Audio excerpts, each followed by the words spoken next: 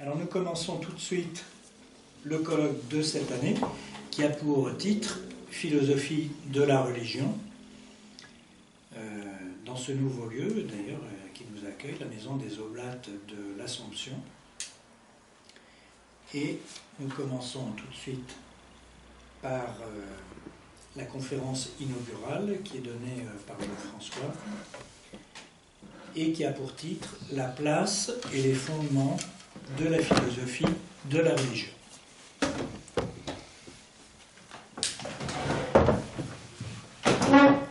Voilà, merci Claude, bonsoir à tous, merci de nous rejoindre aussi.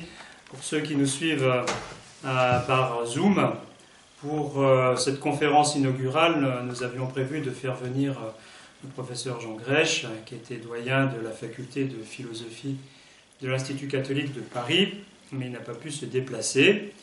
Donc, comme certains d'entre nous autour de cette table, nous avons été des étudiants, voire des disciples de Jean Grèche, je voudrais lui rendre hommage ce soir, sur un thème qu'il a parcouru et qu'il a aussi vraiment approfondi de façon magistrale dans plusieurs de ses ouvrages. Considérez ce soir que cet hommage, il est aussi pour l'invité quand il nous retrouvera à approfondir ce qui a été dit pendant cette session. Alors je voudrais démarrer mon propos sur cette question de la philosophie de la religion. Qu'est-ce que c'est que la philosophie de la religion ? Pourquoi est-ce qu'on en a besoin ? Quels sont ces thèmes, ces acteurs ? Bon, ça me semble des questions absolument centrales pour la société aujourd'hui, pas simplement en perspective évidemment de déconfinement, mais d'abord parce que nous avons tous un besoin de réfléchir à cela. Un de mes collègues qui s'appelle Camille Riquier, qui s'intéresse lui aussi de près à la philosophie de la religion, vient de sortir un livre qui s'appelle « Nous ne savons plus croire ». Et je crois que c'est tout à fait heureux de constater aujourd'hui cette difficulté, en tout cas ce constat grandissant, partagé par des plus jeunes collègues, d'une impuissance grandissante à croire, qui n'est pas du tout liée simplement aux difficultés des églises institutionnelles, notamment de l'Église catholique, mais d'une question qui se pose parce que peut-être que des générations antérieures n'avaient pas cette question de la même façon, ne se situaient pas aussi dans les mêmes contextes, par exemple vis-à-vis d'athées militants, vis-à-vis aussi de croyants devenus de toutes les origines. Donc Camille dit volontiers qu'il faut accepter sa propre maladresse dans ce questionnement. Est-ce qu'il faut continuer à murmurer que l'important c'est de continuer à croire à voix basse, ou est-ce qu'il faut le faire de façon parfois plus péremptoire au risque d'être incompris par l'ensemble de la société? Ces questions évidemment traversent beaucoup d'entre nous. Ou alors faut-il même, comme il le demande, se rappeler l'enfant que nous étions et qui croyait sans doute sans beaucoup, dans certains cas, de recul. Donc croire, ce n'est jamais simple. On peut croire naïvement, on peut croire de façon plus résolue, on peut croire sur des objets futiles et on peut croire aussi sur des objets plus élevés. Mais évidemment, la question du croire n'est pas une question adressée aux croyants, c'est une question qui est adressée aussi aux sociétés, qui est adressée aux institutions, à nos familles. Et la question du croire, évidemment, c'est une question qui est portée par les traditions religieuses. Croire à la suite d'Abraham, d'Isaac, Jacob, retrouver la foi des commencements, peut-être pour certains d'entre nous, mais aussi retrouver peut-être de nouveaux départs pour une église, l'Église catholique, que nous représentons ici, qui est passablement en crise. En tout cas, si on fait un peu la généalogie de la question, c'est à quoi je vais m'attacher dans cette présentation, on voit qu'elle a vraiment pris un essor considérable au XVIIIe siècle. Le XVIIIe siècle, pas simplement le siècle des Lumières, mais aussi les réflexions antérieures, montrent qu'il ne fallait pas croire de façon trop crédule, mais qu'il fallait mieux aussi apprendre à savoir pour refonder, dans certains cas, les croyances. Donc, des disciplines sont nées, je vais y revenir, notamment les sciences des religions. Mais aujourd'hui, ce qui nous manque, c'est peut-être une réflexion de fond sur les modèles même d'organisation de ce qu'on appelle la philosophie de la religion, qui est évidemment discutée par certains, je dirais, les raisons tout à l'heure. Donc je le disais, cette présentation inaugurale est aussi un peu un hommage à Jean Grèche. Jean Grèche a plus que tout autre parcouru les sillons de la philosophie de la religion, notamment dans un de ses livres importants qui s'appelle « Le buisson ardent et les lumières de la raison », qui est paru en 2002 et dont Marcel Neusch, dans le journal La Croix, avait fait la présentation en distinguant différents champs, j'y reviendrai, de déploiement de cette question. Jean Grèche est l'auteur d'une œuvre considérable. À l'occasion de ses 60 ans, un certain nombre de ses collègues et amis lui ont offert un mélange qui s'appelle le souci du passage. Et on sait, Jean Grèche a aussi essayé une sorte de greffe entre l'herméneutique et la grammatologie, entre Gadamer et Derrida, pour faire simple, tous les deux étant marqués par Heidegger. Si je me permets de dire ça, c'est aussi parce que la période dans laquelle il a eu à fonder ou refonder ou s'adosser véritablement à un travail antérieur sur la philosophie de la religion n'était pas simple. Pourquoi ? Parce que les contestations venaient de toutes parts et parce qu'il fallait aussi trouver sans doute une épistémologie nouvelle, notamment des relations entre philosophie et théologie, pour aborder plus calmement, plus paisiblement, j'ai envie de dire, la question même de la philosophie de la religion. Donc si on reprend un certain nombre de fondamentaux du XXe siècle, on voit assez bien qu'un contexte est quand même déterminant. Dans ce contexte déterminant, simplement à titre illustratif, je retiens quelques grandes lignes directrices. Première de ces lignes directrices, faire de la philosophie et de la théologie dans une société ouverte. Nous ne sommes pas les seuls dépositaires, nous n'avons pas non plus un quelconque privilège d'un jugement sur ce qui se passe dans les religions, qui intéresse sans doute beaucoup plus que par le passé, peut-être pas forcément pour des bonnes raisons, mais c'est dans ces sociétés ouvertes qu'il faut aujourd'hui se prononcer et avancer. Deuxième caractéristique aussi un peu fondamentale, qui me semble aussi à prendre en compte, c'est reconnaître la différenciation des traditions intellectuelles, des sphères de culture, et j'ajouterais même des sphères linguistiques. Raisonner en contexte allemand, en contexte français, raisonner aujourd'hui dans un domaine comme celui que je pratique, celui de l'interculturalité, n'engendre pas les mêmes positionnements concernant la place, les fondements, les orientations de la philosophie de la religion.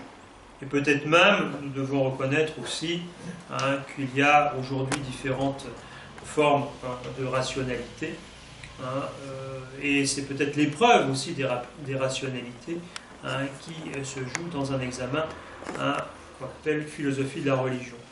Donc, si je dis ça un peu sous forme de préambule, c'est aussi pour montrer qu'une investigation un peu profonde en philosophie de la religion ne peut pas ne pas tenir compte, ça fait une double négation, enfin c'est ça, des changements épistémologiques, intradisciplinaires, de l'organisation même des savoirs, de ce qui est de l'ordre d'un rattachement à la tradition et ce qui peut être de l'ordre aussi de l'innovation dans, si vous voulez, le pluralisme actuel, l'ouverture par exemple aux religions non chrétiennes a été aussi compliqué, difficile à mettre en œuvre, et des programmes de travail sont encore en cours d'élaboration pour voir sur quel paradigme, c'est un terme qu'utilise Jean Grèche à propos de la philosophie de la religion à la suite de Thomas Kuhn, on doit se placer.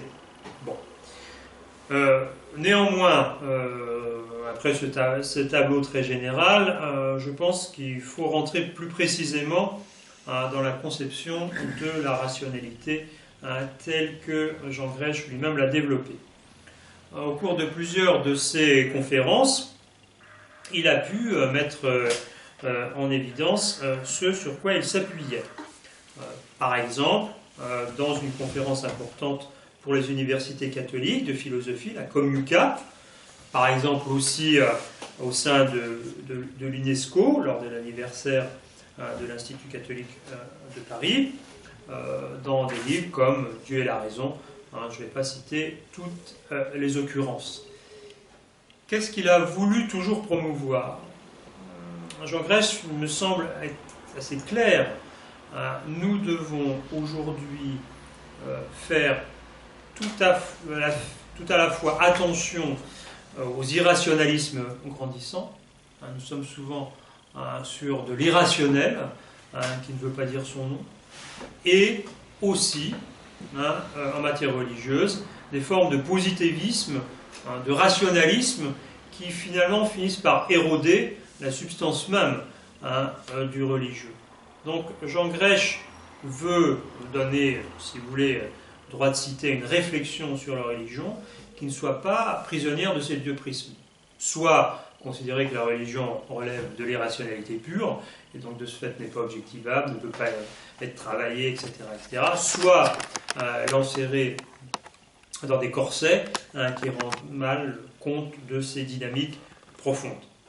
En fait, ce positionnement n'est pas totalement original, mais je pense aussi qu'aujourd'hui, le pape Benoît XVI était très attentif à ça, c'est aussi les religions qui doivent être gardiennes de la rationalité, et qu'on ne doit pas simplement être dans des effets de mode, dans des idéologies, etc.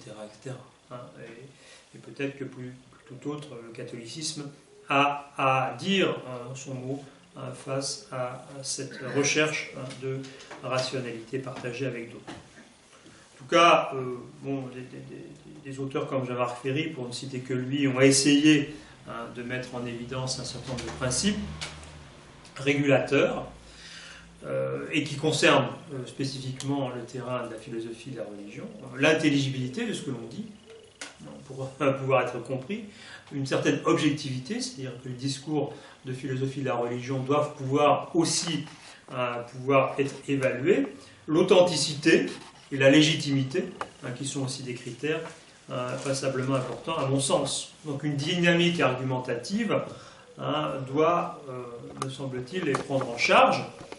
La validation critique des attendus de la philosophie de la religion doit passer aussi par la sphère de la raison publique et ne doit pas être captée par tel ou tel groupe, tel ou tel clan, telle ou telle chapelle. Mais aujourd'hui, si on en a véritablement besoin, c'est parce que, effectivement, la théologie et la philosophie ont un rôle, pas toujours autant reconnu qu'on voudrait, ou parfois très déformé par la sphère médiatique, mais dans le domaine public. Les philosophies sont fusément larges, je ne vais pas citer les grands secteurs, la philosophie analytique, la phénoménologie, l'apport critique, des grandes traditions. Ce que je voudrais simplement dire, c'est que en faisant ce choix de la rationalité, Jean Grech aussi a libéré de tout sentiment d'infériorité, voire même de culpabilité, les tenants des grandes religions pour pouvoir aussi participer au concert public. Bon. Alors, il y a un domaine spécifique qu'il a pu pratiquer, les bons connaisseurs le savent, c'est l'herméneutique. L'herméneutique a été un domaine de prédilection du travail de Jean Grech, dans le sillage de Paul Ricoeur, vraiment un bon disciple de Ricoeur, un bon traducteur de Ricoeur, dans plusieurs de ses ouvrages, pour éviter, là encore, tout schématisme des relations, toute forme aussi d'accaparement, notamment dans un de ses livres qui s'appelle L'âge herméneutique de la raison, mais dans d'autres livres aussi, il a essayé de montrer les enjeux de l'herméneutique, notamment de l'herméneutique biblique, mais je pense qu'on y reviendra dans ce colloque. Donc, qu'est-ce que a voulu valoriser Jean Grech à la suite de Ricoeur? Les opérations qui concernent la philosophie et la théologie, lire, interpréter, comprendre, sont des opérations subtiles.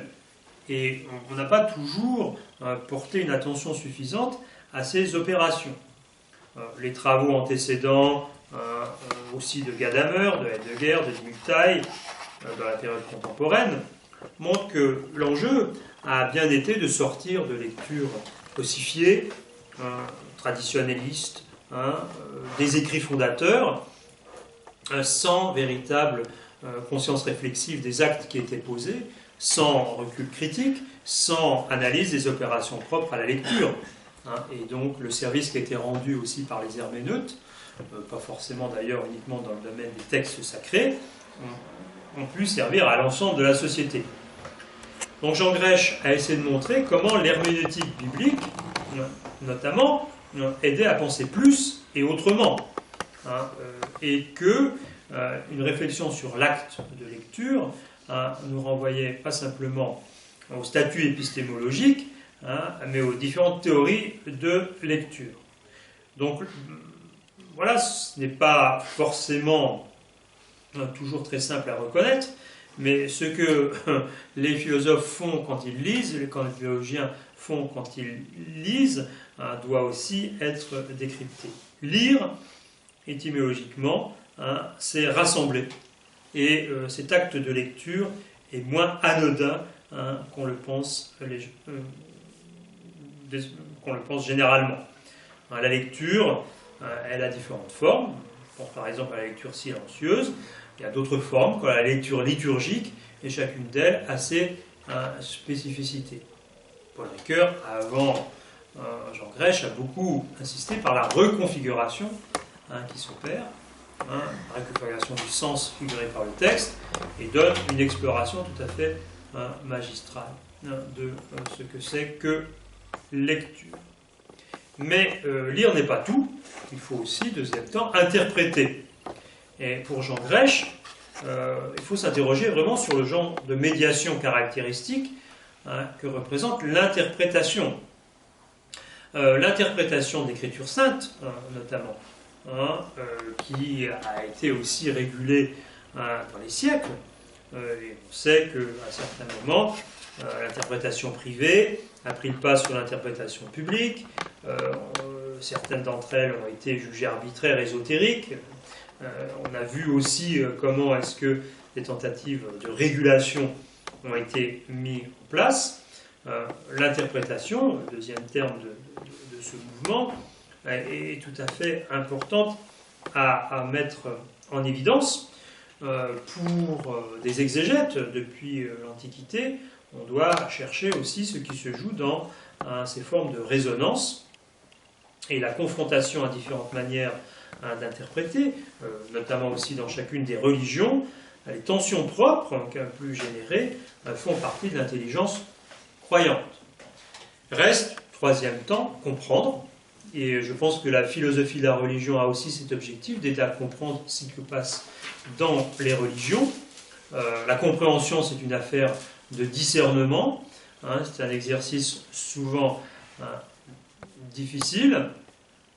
La compréhension a une dimension existentielle. Elle a des temps morts, elle a des temps faibles, des temps forts, des temps de mûrissement, d'accomplissement. C'est un procès, comme on dit, qui joue un rôle déterminant dans la vie de chacun. Donc, l'acte de compréhension engage aussi celui qui cherche à comprendre. Et donc, les modalités de rencontre aussi entre philosophie et théologie sur le terrain même de la compréhension des religions ne sont pas neutres. Voilà. Donc, on voit que le terrain sur lequel Jean Grech s'est adossé, essentiellement sur la tradition occidentale, mais une tradition occidentale aussi ouverte, marquée par le tournant phénoménologique, marquée par aussi une dimension de recherche libre, a essayé d'éviter les écueils des religions, à savoir le dogmatisme étroit, la superstition, et que ces opérations sont plus que jamais nécessaire. Et aussi, il faut le dire, les défis sont peut-être moins les mêmes aujourd'hui.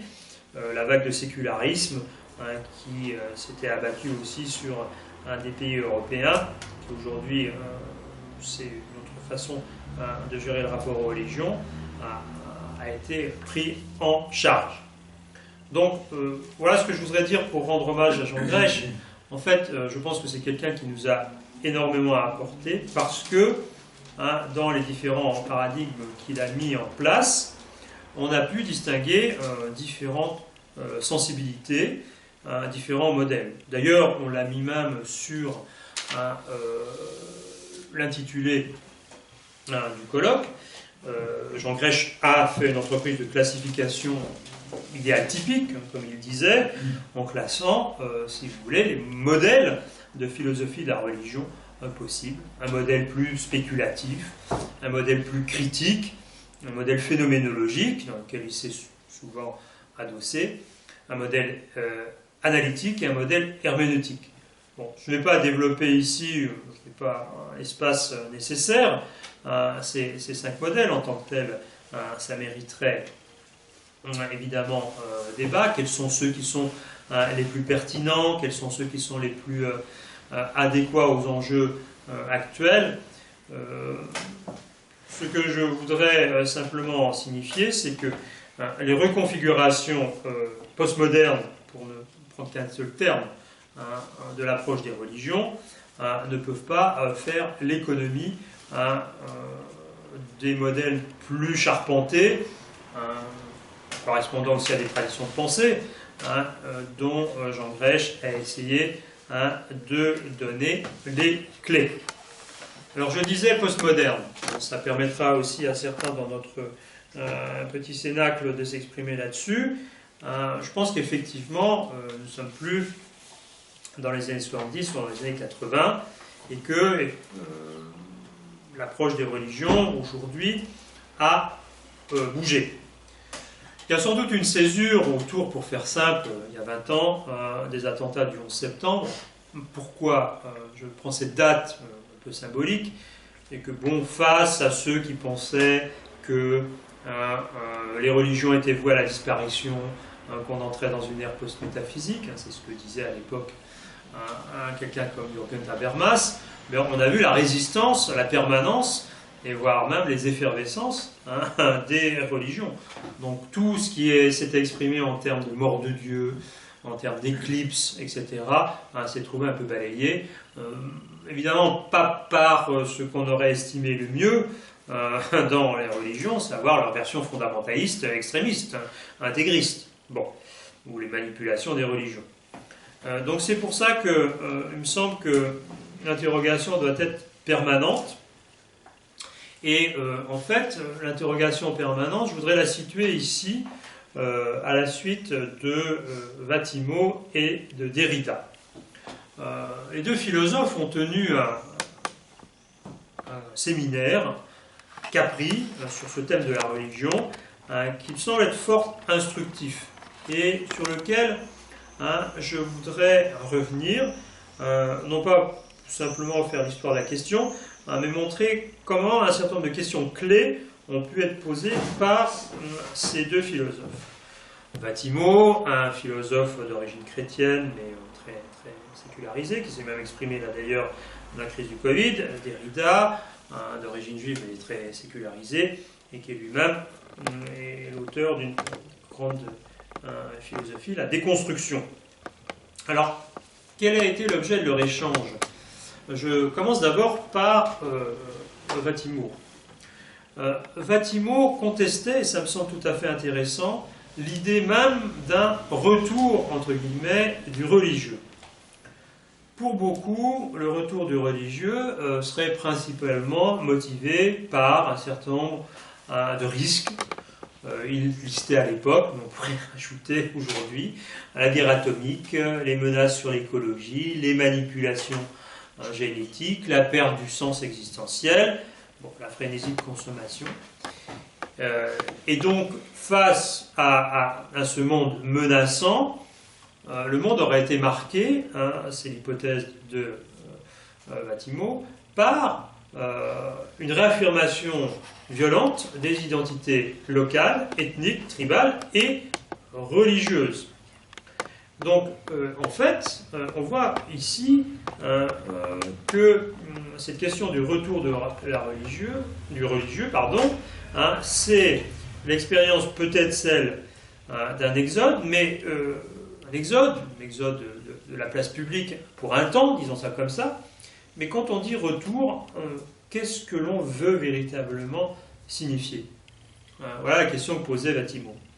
Redevenir présent, réactiver une trace, c'est le terme de la trace aussi qui est présent chez Derrida, réouvrir une blessure, est-ce que c'est la réapparition d'un refoulé? Est-ce que notre appréhension religieuse finalement a été refoulée? Est-ce que c'est une révélation de ce que nous sommes, ou ce que nous pensions avoir été? Bon, donc en fait, le retour, du point de vue de Derrida, n'est qu'un aspect peut-être mineur de l'expérience religieuse, dont il s'étonne en formulant plutôt une hypothèse alternative, en disant que, bon, de son point de vue, je vais le citer, le retour de religieux, c'est autre chose qu'un simple égarement. C'est une façon de se penser, de redécouvrir ce que l'on est. Et je le cite, il faut effectivement trouver une méthode qui signifie notre position, non une position de surplomb par rapport aux religions. Nous sommes souvent inclus dans les questions religieuses, que on soit croyant ou pas, c'est pas ça véritablement le problème, mais que quand il dit que nous soyons inclus, c'est-à-dire favoriser une réflexion sur les conditions historiques précises de notre existence, dans lesquelles la question religieuse se pose. Donc, dit en d'autres termes, c'est l'historicité qui est aussi là en question. Et puis voir aussi si la religion n'est pas toujours l'irruption d'un autre, avec un grand A. C'est-à-dire que l'expérience religieuse se caractérise par des choses qui sont parfois difficilement nommables, ou difficilement perçues par les gens eux-mêmes. Et là, il donne des exemples. Le besoin de pardon. Premier exemple. Le sentiment de la faute. L'expérience du mal. Etc., etc. On pourrait donner d'autres exemples. Qui manifestent quand même, ce que je dirais de façon très maladroite de mon côté, un fond religieux. Et ce fond, ou ce besoin religieux, Vatimo le réfère, lui, spécifiquement, à la fois à l'espérance et à la charité. On connaît la thèse, d'ailleurs, de Vatimo. Enfin, s'il ne devait rester qu'une seule chose, c'est la charité. Son approche est de dire que, en fait, malgré la déliquescence, le délitement des institutions, la question religieuse se pose par l'appréhension même de la charité, entendue au sens large du terme, même si, effectivement, on peut aussi le penser par d'autres biais, par la prière, par, je l'ai dit tout à l'heure, l'expérience de, du pardon. Bon. Donc, on a besoin, si vous voulez, de retrouver un peu des fondamentaux. Et d'ailleurs, l'expérience du confinement a manifesté un certain intérêt, en tout cas dans un certain nombre de milieux, pour les thèses de Vatimo. Pourquoi? Parce que, privés de culte, un certain nombre de croyants se sont retrouvés devant la seule expression de leur conviction religieuse qui restait, la charité, c'est-à-dire s'occuper de ses voisins. Bon, et donc là, il y a évidemment quelque chose à reprendre qui me semble tout à fait intéressant. De son côté, Derrida s'est interrogé plus comment parler de religion. Lui aussi constatait les ambiguïtés du retour du religieux. En disant que la religion, c'est peut-être, bon, on ne va pas faire l'étymologie, tout le monde la connaît, religere, religare, le mot le plus clair et le plus obscur. Donc la religion, c'est et je pense que Derrida a raison, dans certains cas, être envoyé au peu d'assurance que nous avons sur ce dont nous parlons. Ce n'est pas simplement une affaire de capacité linguistique, de langue, hein, c'est aussi une façon de dire le peu d'assurance que nous avons vis-à-vis des fonctions essentielles de la religion, par exemple, de relier. Quel en est-il aujourd'hui dans une société comme la nôtre, du lien politique, du lien familial, du lien ethnique, bon, en sachant très bien que la religion a aussi pris en charge cette dimension. Le flou du discours conceptuel, il le constatait aussi sur la question du salut. Quand on voit Derrida, notamment dans son livre « Foi et savoir », sauver, être sauvé, se sauver, ce ne sont pas tout à fait par hasard qu'il emploie ces termes, parce que est-ce qu'on peut dissocier un discours sur la religion d'un discours sur le salut, sur le saint, sur le sacré, sur le sauf? Et ces questions-là, qui sont des questions larges, préoccupent aujourd'hui beaucoup de gens, pas simplement les gestionnaires du culte et l'art sacré. Donc voilà, aussi dans un contexte où si on a des formes de déracinement, je vais parler à la manière aussi un peu de Simone Veil, de délocalisation, de désincarnation, la religion, est-ce que, voilà, vraiment une question de philosophie de la religion, elle a un rôle spécifique à jouer, sans évidemment vouloir l'enchaîner, l'instrumentaliser, mais en constatant aussi que dans certains cas, et c'est juste, me semble-t-il, Derrida le disait, nous sommes soit dans un antagonisme réactif par rapport à la modernité, soit dans une surenchère réaffirmatrice. Pour faire les choses un peu autrement, c'est dans certains cas, nous sommes dans des minorités qui se prétendent détentrices d'une vérité religieuse, crispées sur elles-mêmes, en contre-positionnement, détentrices d'une vérité, avec une propension à vouloir générer une contre-culture, etc. Donc, d'où la difficulté pour Derrida de se demander ce qui s'exerce au nom de la religion. Qu'est-ce que l'on met véritablement sous cette façon même de concevoir la religion? Donc, les chemins empruntés par la philosophie, bon, Derrida est un grand lecteur de Kant et d'autres philosophes, ont été relativement clairs. Les chemins empruntés par la philosophie, notamment celle de Kant, penser à la religion dans les limites de la raison, c'est choisir la lumière, c'est-à-dire essayer de donner de l'intelligibilité, c'est essayer d'entrer dans un processus de démonstration de la cohérence. Ce qui ne veut pas dire, évidemment, de rentrer dans une forme d'apologétique. Le but de la philosophie de la religion, ce n'est pas de faire de l'apologie de la religion, c'est au contraire de montrer aussi les points, les failles, les angles morts, les impensés et aussi les possibilités. Donc, choisir la lumière, première orientation. Deuxième orientation, penser l'historicité. Je pense que ça, c'est vraiment un tournant majeur de nos temps actuels. Nous ne sommes pas quittes d'un enracinement, et les religions elles-mêmes ont été vectrices de cet enracinement. Ça dure depuis 2000 ans, mais nous sommes aussi conscients que l'historicité est une caractéristique majeure de la contemporanéité.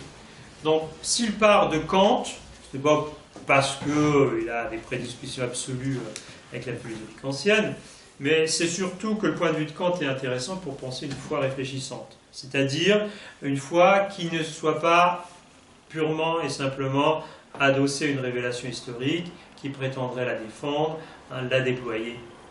Une foi réfléchissante, c'est une foi qui se donne les moyens d'affronter peut-être ses ambiguïtés, ses difficultés, et avec des tâches concrètes.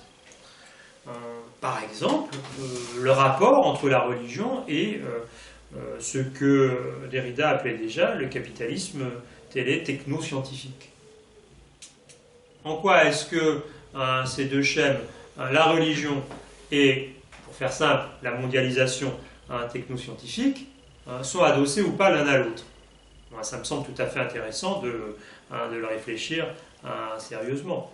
Vous voyez, donc ce n'est pas simplement une instrumentalisation de la philosophie de la religion ou lui assigner un certain nombre de missions comme la lutte contre la superstition, le fanatisme, l'intégrisme, etc., l'illuminisme, la thaumaturgie. C'est aussi voir ce qui se joue dans un acte de foi.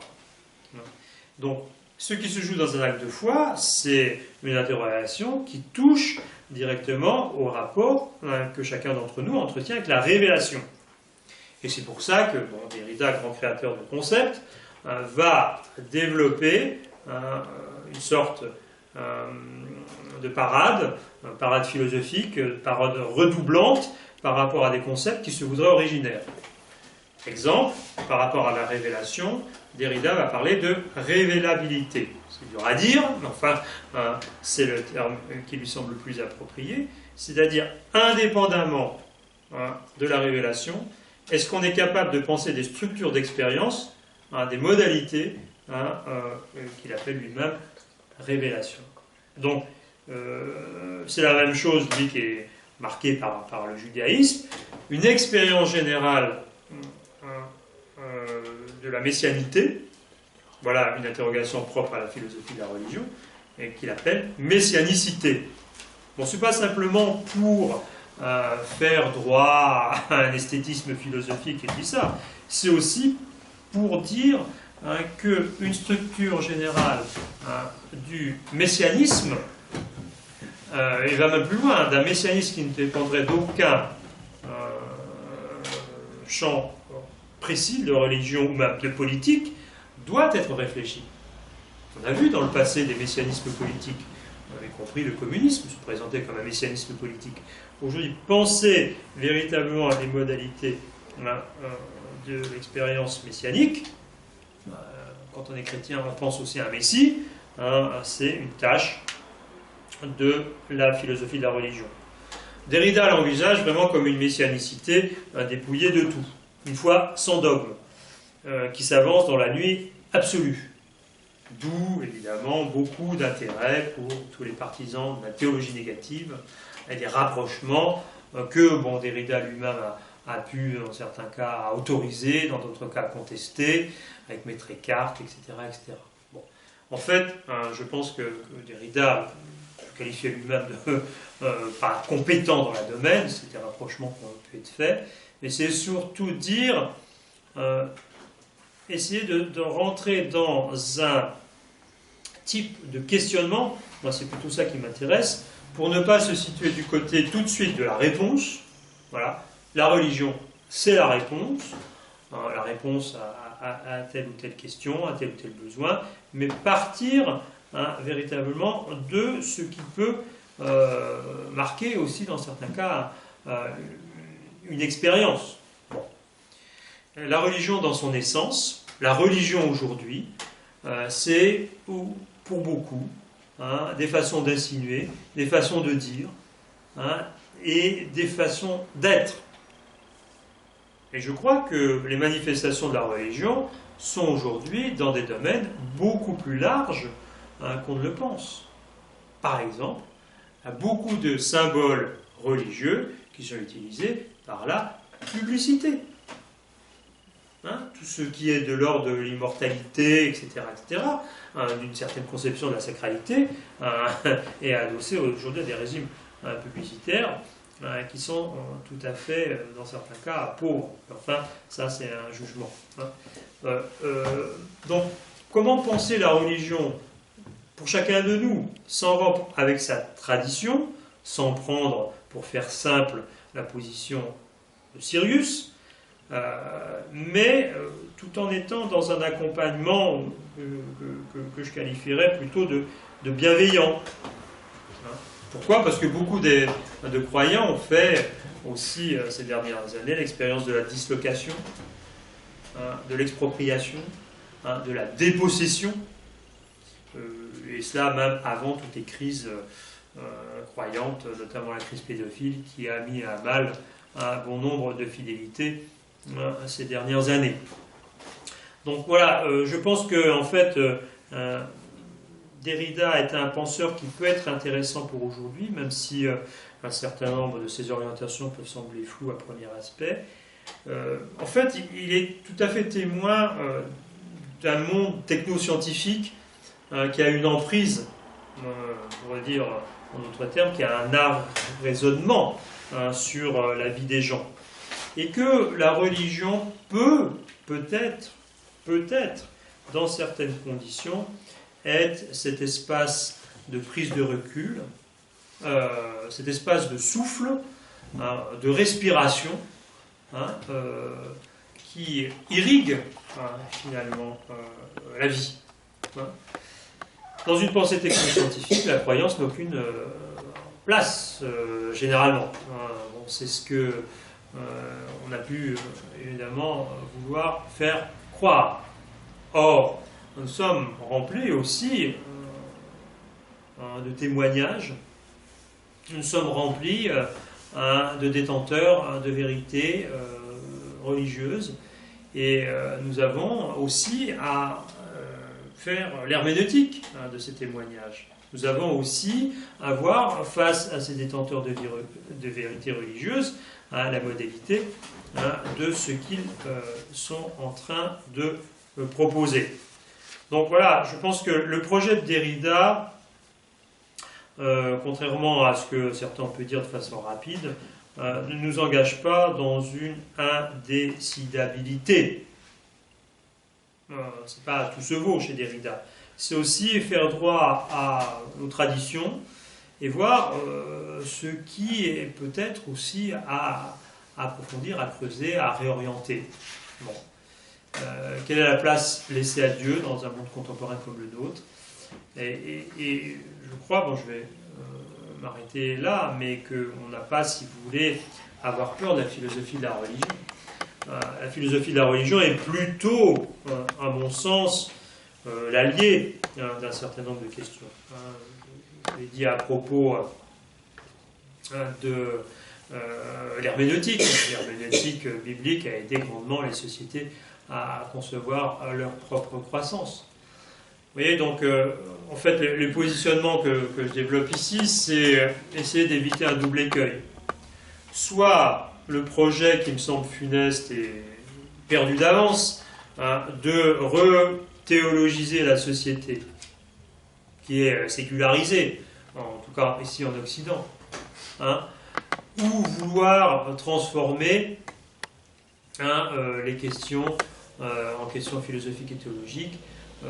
Bon, ni Derrida, ni Vatimo n'ont cherché cette forme de neutralisation. Je pense que avons plus que jamais besoin de réfléchir sur les questions religieuses. Et les questions religieuses, elles sont simples. Qu'est-ce que c'est que Dieu? Voilà une question de la philosophie de la religion. Comment qualifier l'expérience religieuse? Voilà une question de la philosophie de la religion. Qu'est-ce que c'est qu'une croyance? Qu'est-ce que c'est qu'une prière? Quels attributs on peut conserver à Dieu aujourd'hui? Comment parler de Dieu, etc., etc. Donc il y a sans doute bien des façons d'investiguer cette question. D'ailleurs, le colloque prendra des chemins qui ne seront pas forcément des chemins tous concordants, ce n'est pas le but. Mais je pense qu'on a vraiment à dire tout ce que l'on doit à cette approche, aujourd'hui, qui est une approche ouverte. Je citais des gens comme Camille Riquier et d'autres, qui aujourd'hui voient bien l'intérêt et la nécessité. À la limite, si on n'était pas convaincu par un propos positif, il faudrait aussi regarder ce qui se joue quand ces questions-là ne sont pas prises en compte par la société. Voilà, pour rentrer dans des questions plus pratiques, comment est-ce qu'aujourd'hui, la gestion des affaires publiques, qui dans certains cas fait l'impasse sur la dimension proprement religieuse de l'existence, se condamne à être inopérante. Exemple, dans l'épidémie, je pense que des facteurs de résilience pour une société comme la nôtre ont été, dans certains cas, fortement adossés aux motivations religieuses des acteurs, notamment des acteurs de terrain, qui nous ont aidés à tenir dans un moment difficile. Alors ne pas être capable de le comprendre, ne pas être capable de l'entendre, c'est devenir peut-être sourd à soi-même, parce que fondamentalement, je pense que l'être humain est un être ouvert, est un être en chemin. Voilà, j'arrête là pour ces propos introductifs.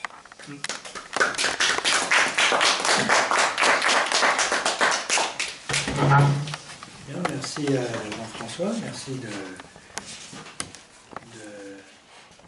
nous avoir fait entrer dans la pensée de Derrida, parce que c'est pas toujours évident. D'ailleurs, j'avais une question à ce sujet, parce que d'abord, est-ce que j'ai bien compris?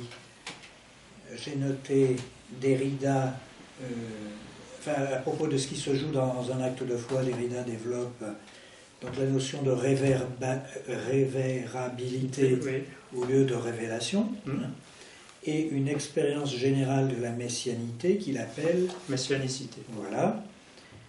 Et tu as ajouté le messianisme ne dépend d'aucun champ. Oui. Voilà. Et tu as parlé du marxisme. Oui. Et dans le marxisme, il y a une notion de messianisme. Politique, oui. Politique, voilà. Et je pensais que dans le marxisme, comme l'a très bien développé Ernst Bloch, que c'était plutôt la notion d'espérance que de messianisme. Oui. Alors bon, après, il y a différentes compréhensions du marxisme. Bon, l'expérience historique du marxisme, c'est aussi effectivement vouloir manifester une certaine espérance. Mais quand on regarde un certain nombre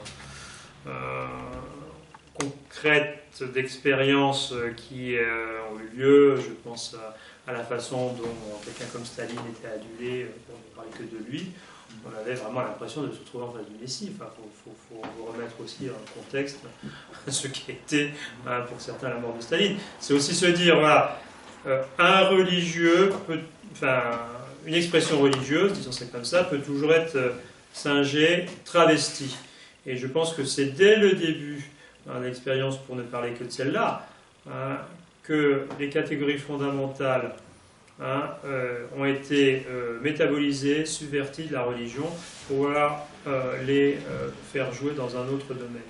Je m'exprime peut-être mal, mais des gens comme Berdyaev, je pense surtout à Berdyaev, d'autres ont eu comme prisme d'interprétation du marxisme naissant, cette modalité-là, subversion des catégories religieuses et relais d'attente messianique qui était très très fort dans le monde orthodoxe, sous la modalité d'espérance politique. Bon, voilà. Je pense que c'est quelque chose qu'il faut continuer à méditer, alors que la question de la messianicité concerne toutes les formes aujourd'hui d'engouement contemporain, et qu'on a vraiment à réfléchir, pas simplement en les personnalisant, mais en regardant les grandes mouvances des sociétés contemporaines.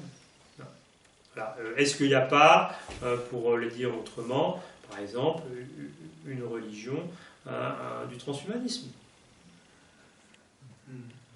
Voilà, pour ne prendre que cet exemple-là, on pourrait y revenir, Marianne et d'autres, dans notre assemblée ici, pour en développer ce point s'ils le souhaitent.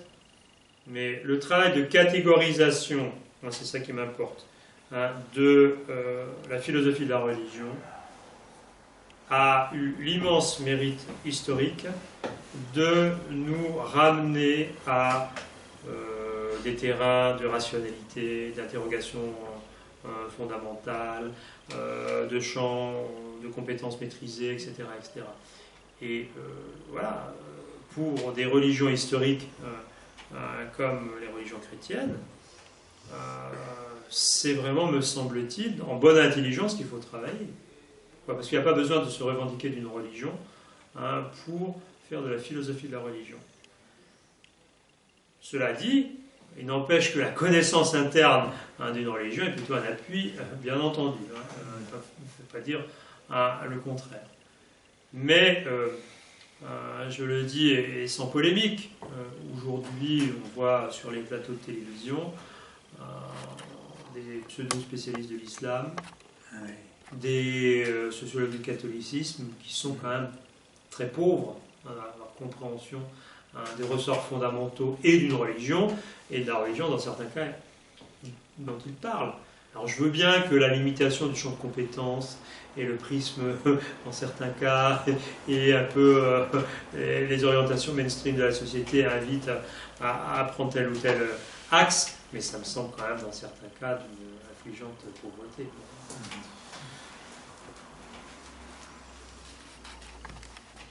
Et la philosophie de la religion, à travers la théologie négative, elle cherche à interroger universellement les autres religions, le cœur des autres religions. Mais si vous voulez, là, le parallèle qui a été fait entre cette forme de retrait de toute affirmation positive chez Derrida par rapport aux religions et le retrait que pratique la théologie négative par rapport à voilà, une affirmation des attributs de Dieu, un discours dans certains cas trop bien huilé, c'est aussi ça qui est en jeu.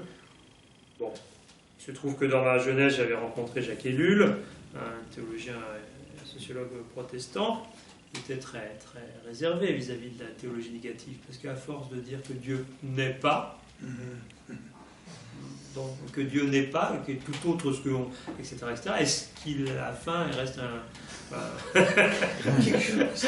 Oui, voilà, je le dis un peu sous forme de boutade, mais c'est intéressant aussi de le noter, que Dieu est au-delà de toute représentation, de toute manifestation, etc. Mais la question c'est, aujourd'hui, nous sommes aussi, nous comme croyants, moi je parle d'abord aussi comme croyants, interrogés sur ce que Dieu est. Mais entre une surenchère réaffirmatrice, où on va vous sortir les catalogues, voilà, et puis la réalité de la pratique, je pense qu'aujourd'hui il faut vraiment s'interroger sur cet écart. Bon, pour ce qui le concerne, Pape François a essayé de prendre les questions autrement. Bon, autant Benoît XVI avait essayé de reprendre en bonne exégète du Concile Vatican II les orientations fondamentales, le socle nécessaire, bon, avec aussi les écueils que la société évoluait sur d'autres paradigmes, etc. Donc la difficulté de ce positionnement. L'approche plus pastorale du pape François, pour ne parler que de lui, dans l'accueil, dans la miséricorde, et peut-être plus floue dogmatiquement, peut-être plus séduisant dans un premier temps, présente pas du tout, en tout cas, le même positionnement. Et je pense que l'un et l'autre sont des hommes ouverts, et je pense qu'aujourd'hui, pour ne pas s'orienter vers la pente naturelle dans chaque religion, qui est celui du confessionnalisme, on a quand même aussi une résurgence du confessionnalisme dans les religions aujourd'hui, il est utile, nécessaire, heureux, indispensable d'avoir recours à ceux qui sont philosophes de la religion et qui ne sont pas mandatés, un, pour faire de l'apologétique, deux, pour détruire les religions, soit c'est l'un ou c'est l'autre. Et vous prenez un pays comme le Liban, qui aujourd'hui est vraiment dans une crise très profonde.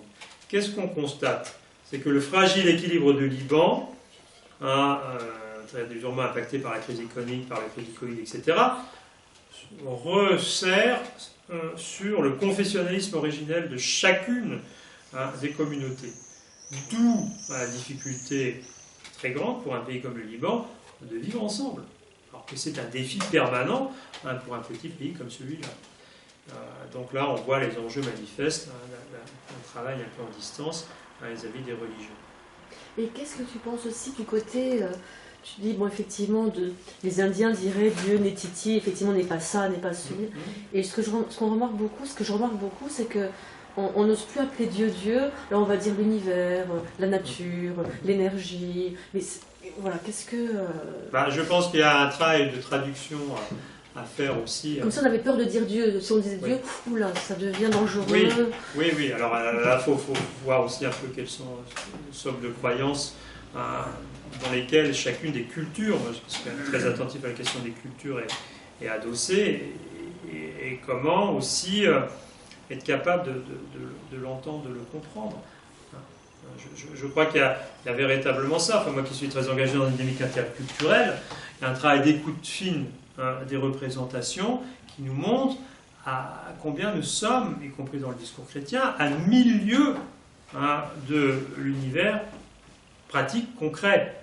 Une des illustrations les plus manifestes ces derniers temps, c'était ce qu'a voulu faire le pape avec le synode sur l'Amazonie.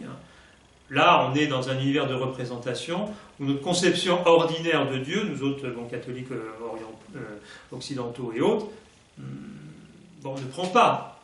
Donc, quelles sont les formes de respect, d'écoute, de traduction des représentations de Dieu? Voilà une question de la philosophie de la religion. Et le pape a été très très loin dans la reconnaissance de ces formes, jusqu'à être taxé lui-même d'idolâtre. Enfin, vous savez ce qui s'est passé à Rome, les représentations de la Pachamama, etc. On a tout foutu ça dans le Tibre. Et tout ça, c'est de l'idolâtrie. Alors on avait fait une célébration très très représentative d'entrée dans le synode, où on accueillait les formes traditionnelles de croyance, etc. etc. C'est pas simplement les Indiens à plumes pour que ça fasse beau, c'est aussi des formes de vie. Et en fait, certains venus d'Autriche ont pris tous les symboles qui étaient dans une église, ont tout balancé dans le Tibre en disant que tout ça c'était de l'idolâtrie pure. Bon. En bonne théologie catholique, il y a ce qu'on appelle le travail d'inculturation. Mais ce travail d'inculturation, c'est pas simplement aujourd'hui à faire avec les cultures traditionnelles, qui sont le plus souvent en péril, c'est à faire aussi, par exemple, avec la culture numérique. Bon, est-ce que nous sommes en capacité de rentrer dans ce monde qui est en lui-même à ses valeurs, à ses critères, à ses régulations, pour y être présent, pour accueillir ce qui s'y joue de vrai, de sain, de bon, etc. Mais aussi pour être capable, dans certains cas, de réorienter valablement des pratiques, des comportements, des façons d'être. On va peut-être donner la parole aux personnes qui sont sur Zoom, donc ils peuvent ouvrir leur micro. S'ils ont envie. Si vous le souhaitez, vous pouvez accéder vos micros et poser des questions. On ne voit pas leur tête, c'est marrant. On peut enlever la vidéo. Oui. On peut être aussi dans une écoute. Non, je pense que faut donner un peu le programme de la... Oui. Une question particulière de mon côté. Oui. Vincent. Tout à fait d'accord avec ce que vient de dire Jean-François sur la question de l'inculturation aussi sur le domaine numérique. Oui. On a bien vu pendant ce temps que nous avons vécu, l'importance de prendre ce support et de voir comment on pouvait vivre la foi et la vie communautaire dans ces contextes-là, et à part ces médias-là, ce qui n'était pas évident tout le temps.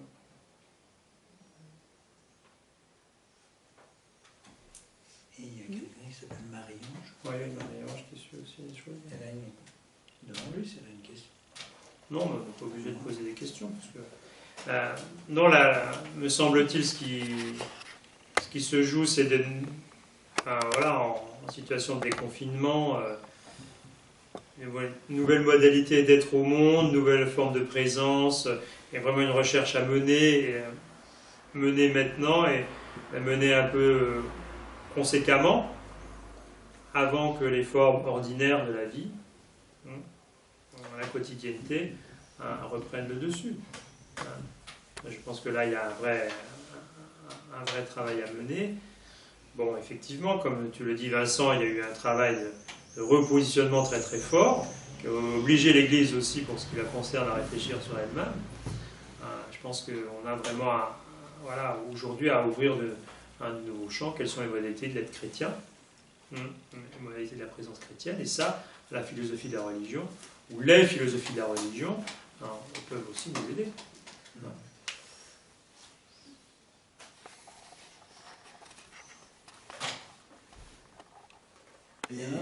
Comparer par exemple deux grandes religions sur un thème précis, est-ce que c'est faire de la philosophie de la religion? Dans certains cas, oui. Là, c'est aussi voir les attributs, les modalités, oui. Ça peut faire partie de la philosophie de la religion. Si vous voulez, je pense qu'on est repassé d'une période très, comment dire, très psychologie de la religion, sociologie de la religion, où les sciences humaines avaient une emprise forte. Bon, on expliquait tout aussi à un certain moment donné par la psychanalyse. Bon, aujourd'hui, ces modèles-là sont plutôt en mode de reflux. Par contre, il y a une interrogation plus ouverte qui, à mon avis, relève de la philosophie de la religion, issue de gens croyants ou pas croyants, sur les statuts, les attributs des religions. Bon, peut-être qu'il y a effectivement des urgences, je l'ai dit, à lutter contre le fondamentalisme, le littéralisme, l'intégrisme, etc., etc. Mais travailler un peu comme tu le dis, dans l'approche comparée. Qu'est-ce que c'est qu'une expérience de prière dans le bouddhisme et dans le christianisme? Bon, ça, c'est ce que font certains, et ça me semble tout à fait heureux. Les moines, par exemple, les moines chrétiens, qui vont passer quelques mois dans un monastère bouddhiste ou autre, le vivent. Voilà, donc, ce qu'on appelle le dialogue interreligieux monastique, pour ne parler que de ça, une expérience très très signifiante aujourd'hui. Moi, je pense que vraiment, il y a beaucoup de choses qui sont encore en creux, en jachère, qui n'ont pas encore donné lieu à des reprises de l'expérience chrétienne liées spécifiquement au temps du confinement. Je pense qu'on n'est pas encore en capacité de véritablement l'accueillir, le relire, et que là, il y a vraiment un grand enjeu. Un grand enjeu. Combien de gens, finalement, enfin pour le dire un peu trivialement et maladroitement, se sont sentis sauvés, accompagnés, parce qu'ils ont redécouvert l'expérience de la prière pendant le temps de confinement. Combien est-ce que des gens qui ne font pas adhésion publique de leurs croyances personnelles, ils sont allés, la peur au ventre, mettaient aux premières loges, dans des contextes très très difficiles. On pourrait tous citer, me semble-t-il, un certain nombre d'exemples. Et je pense que là, c'est une reconfiguration. On a vu aussi des gens qui n'avaient pas forcément de statut très très important dans l'Église devenir des leaders de communauté, de développer des chaînes de prière, enfin, développer tout un tas de trésors d'inventivité. Et moi, mon souhait, je le dis un peu comme pasteur, entre guillemets, j'aimerais que ces personnes-là soient reconnues, encouragées, reconnues pour ce qu'elles ont fait, encouragées dans des missions tout à fait nouvelles. Certaines d'entre elles ont fait vraiment un énorme effort pour garder le lien avec des personnes qui étaient en train de sombrer, psychiquement et autres. Bon. Et ça mérite vraiment d'être pris très, très au sérieux. Voilà, dans une grande ville comme Paris, pour ne donner que cet exemple, il n'y a jamais eu autant de solitude. Il n'y a jamais eu autant de solitude. Pas simplement des gens qui vivent seuls, des gens qui expriment les différentes modalités. Et donc vraiment, cette solitude qui est la mère de toutes les pauvretés psychiques, physiques, sociales et autres, c'est vraiment un enjeu qu'il faut prendre en charge. Et dans sa fonction de lien, la religion, me semble-t-il, a une vocation essentielle. Ce n'est pas simplement du lien vertical. Il y a une demande de verticalité aujourd'hui qui s'exprime de façon forte, mais aussi un besoin d'horizontalité. C'est ces deux dimensions qui a, à mon avis, à travailler à frais nouveaux. Et la religion peut donner une modalité qui n'est pas simplement fonctionnelle à la relation. Oui. C'est te donner une dimension transcendante. Oui.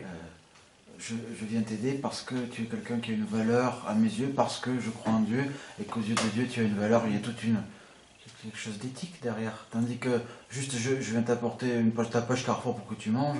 Non, c'est pas ça d'ailleurs que demandent les gens. C'est surtout la relation et le lien. Et je pense aussi, des théologiens comme Cavano et d'autres ont fortement montré, c'est la dimension de gratuité. Une société où tout se consomme, il n'y a qu'une seule chose qui ne n'est pas consommée, c'est l'être ensemble des chrétiens. Et l'Eucharistie, c'est la profusion même. Voilà. Bon, voilà, c'est des choses comme ça qu'on pourrait investiguer un peu plus, mais bon, peut-être qu'on libère les gens et que tu nous donnes un peu le programme. Alors,